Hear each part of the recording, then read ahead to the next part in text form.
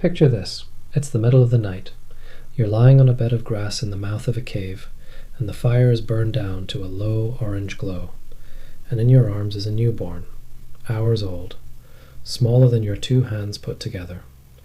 It can't walk, it can't crawl, it can't cling to you like a baby monkey clings to its mother. It can't even hold its own head up. All it can do is breathe and cry and need you. And that cry, that thin, high sound echoing off the rock, carries out into the dark. And in that dark, there are things that hear it. For you, having a baby means a hospital with bright lights and machines that beep. It means a car seat, a crib, a cabinet full of medicine, and a phone with a number you can call at 3 in the morning when something feels wrong. If your baby gets a fever, you have help within minutes. If something goes wrong during the birth, there is a team of people whose entire job is to make sure both of you walk out alive. You have been handed the single safest version of parenthood that has ever existed in the history of our species. But for almost all of human history, raising a baby wasn't like that. It was the most dangerous thing a group of people could possibly attempt. Because a human baby is, without exaggeration, one of the most helpless creatures in the entire animal kingdom. And the world it was born into was trying to kill it from the very first breath. So the question is this. In a world with no medicine, no doctors, no safe place, and predators in the dark, how did ancient humans keep the most fragile thing imaginable alive long enough to grow up? Because they did. Every single person alive today is proof of it. Let's start with the problem itself, because it's stranger than you think. A baby horse can stand within an hour of being born. A baby wildebeest can run with the herd almost immediately, because if it can't, it dies. Most animals are built to hit the ground moving. But a human baby is born helpless, and it stays helpless for years. And there's a reason for that, and it comes down to a brutal trade-off buried in the human body. At some point in our evolution, two things happened at the same time. Our brains got bigger, which meant bigger heads, and we started walking upright, which reshaped the hips and narrowed the birth canal. Put those two facts together and you get a serious problem. A big-headed baby trying to pass through a narrow opening. The solution evolution landed on was to have babies come out early, essentially unfinished. A human newborn's brain is only about a quarter of its adult size. Compare that to a chimpanzee, born with nearly half. Which means human babies are born needing months of care just to reach the stage other animals are born at. We are, in a very real sense, all born premature. And that helplessness is expensive. A newborn can't regulate its own temperature well. It can't find food on its own. It can't flee, hide, or defend itself in any way at all. It's a full-time, around-the-clock responsibility in a world where being distracted for even a moment could get you killed. So how you raise something that helpless in a world that dangerous? The answer starts with a single idea that changed everything, and anthropologists have a name for it: alloparenting. Here's the thing most people get wrong about the ancient past. They picture a mother alone with her baby, a lone family unit against the wilderness. But that's not how it worked. That's not how it could work. A human mother could not do it alone. It was, quite literally, impossible. Think about the math. A mother who has just given birth is exhausted, recovering, and often needs to feed herself enough to produce milk for the baby. But the group still needs food, and gathering that food means walking for miles, digging, climbing, carrying heavy loads back to camp. She can't do that with a newborn strapped to her and stay safe. So somebody else steps in. And this is the secret weapon of the human species. We raise our children together. Grandmothers, aunts, older siblings, cousins, and other mothers in the group all share the work of keeping a baby alive. And this isn't a guess. We see it in nearly every hunter-gatherer society ever studied. Among the Efe people of Central Africa, a newborn is passed from person to person and may be held by more than a dozen different individuals in its first few hours of life. By a few weeks old, a baby might spend more than half its time being cared for by someone other than its mother. And this does something clever that goes beyond just sharing the work. It spreads the risk. If a mother falls ill, gets injured, or dies, the baby isn't automatically doomed because it already has half a dozen other people bonded to it and willing to keep it alive. In a world where any single adult could be gone in an instant, a baby tied to many caregivers instead of just one had a far better chance of making it. This is the thing that made human survival possible. And it points to something even bigger. There's a theory in anthropology called the grandmother hypothesis, and it tries to answer a strange question. Why do human women live for decades after they can no longer have children? In most animals, that doesn't happen. Reproduction ends, and life ends not long after. But humans are different. And one powerful explanation is that grandmothers were simply too valuable to lose.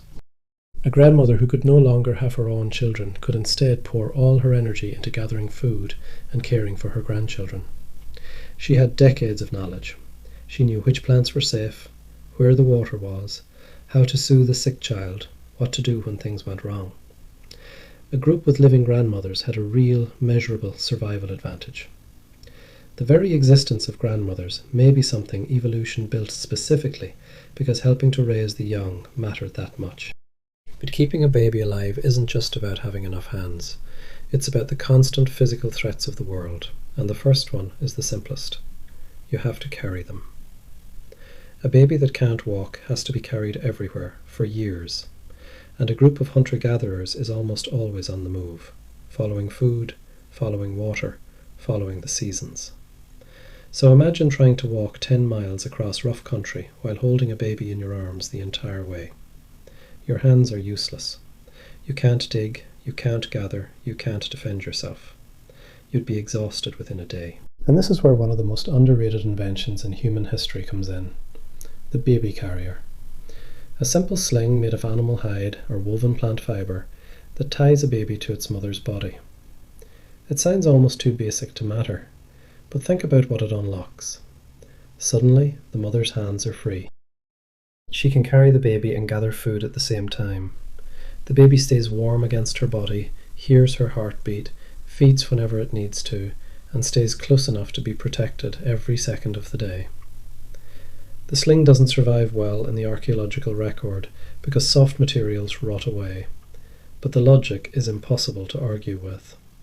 A species that had to travel constantly, with babies that couldn't walk for years, needed a way to carry them, and the groups that figured it out could move, feed themselves, and protect their young all at once. Then there's the threat you were thinking about from the very beginning: the dark. A newborn cries. That's what it does. It's how it signals hunger, discomfort, or fear. But in a world full of predators with excellent hearing, a crying baby at night is a beacon. So how did ancient humans manage that? Part of the answer is that they almost never left a baby alone. Ever.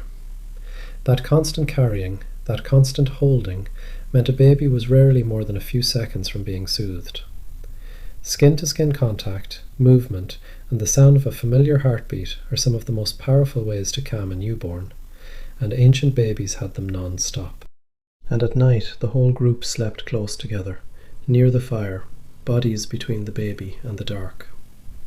The fire itself kept most predators at bay, and there was always someone awake, someone tending the flames, someone listening. A baby in an ancient camp was never truly alone, and that constant presence was itself a form of protection. But the biggest killer of babies in the ancient world wasn't predators at all. It was something you can't see, and something that ancient humans couldn't understand: disease. This is the hard truth about the ancient past. For most of human history, a huge number of babies did not survive their first few years. Estimates from studying hunter-gatherer populations suggest that somewhere around a quarter to nearly half of all children died before reaching adulthood, and many of those deaths came in the first year of life. Infection, diarrhea, fever, things we now treat with a cheap trip to the pharmacy, could sweep through and take a baby in days. And ancient humans had no idea why. They didn't know about germs. They didn't know why one baby lived and another died. But here's what's remarkable. Even without understanding the cause, they stumbled onto things that helped. And the single most powerful one was breast milk. In the ancient world, a baby was breastfed not for months, but often for years, sometimes 3, 4, even more. And this did something incredible that no one at the time could have understood. Breast milk carries the mother's antibodies directly into the baby, giving it a borrowed immune system while its own is still developing. It's clean, it's always the right temperature, and it can't be contaminated by dirty water, which was one of the biggest killers of all. A baby that nursed for years was getting a constant stream of protection against the very diseases most likely to kill it. They didn't know the science. They just knew that babies who nursed longer tended to live. And that knowledge, passed from mother to daughter across countless generations, saved an uncountable number of lives. There's even evidence that ancient people understood something about caring for the sick. At burial sites, archaeologists have found the remains of individuals who survived serious illness or injury for long periods, which means someone was feeding them, protecting them, and caring for them when they couldn't care for themselves. That same instinct, applied to a sick child, meant a baby with a fever wasn't abandoned. It was held, kept warm, given water and milk, and watched over by people willing to do whatever they could. And then there's the part that ties all of this together, the thing that turned survival into something more. Ancient humans didn't just keep their babies alive, they taught them.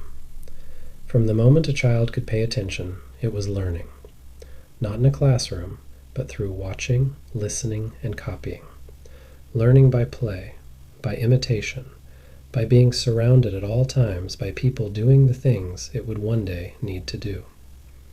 Children watched adults make tools, and then made tiny versions of their own. They listened to stories around the fire that carried the group's entire library of survival knowledge, where the water was, which animals were dangerous, what to do when the seasons turned. A human childhood is long, longer than almost any other animal's, and that long childhood is not a weakness, it's the whole point. Those years of helplessness are also years of learning, of soaking up an enormous amount of knowledge before ever having to survive alone. The same big brain that made birth so dangerous is the brain that made us capable of learning almost anything. And that long, protected, closely watched childhood is what let each new generation absorb everything the last one knew. So when you put it all together, a picture emerges that's genuinely stunning. A human baby is born more helpless than almost any creature on Earth, into a world with no medicine and no safety, surrounded by threats it can't understand. And it should not have worked. By every logic of nature, a creature that fragile, that dependent, for that long, should have been a fatal weakness. But it wasn't, because ancient humans answered that fragility with the one thing no other animal had in the same way: each other. They answered it with a whole group of people sharing the load, with grandmothers who lived long enough to help, with slings that freed a mother's hands, with bodies gathered around a fire in the dark, with years of breast milk quietly fighting off disease, and with a long, patient childhood spent learning everything that mattered. The helplessness of the human baby didn't make us weak. It forced us to become the most cooperative, most caring, most deeply connected species that has ever lived. We survived because we refused to do it alone. And now, look at you. You lay a baby down in a safe, warm crib, in a house with locked doors and no predators in the dark. You reach for medicine when a fever comes. You call for help and it arrives. You have never once had to gather your whole family around a fire just to keep a newborn breathing until morning. Parenthood, for you, is the safest it has ever been. And that safety isn't an accident. It's the inheritance of 100,000 years of people holding their children close in the dark, refusing to let them go, and figuring out, one impossible night at a time, how to keep the most fragile thing in the world alive. You are here because they did. Every one of us is.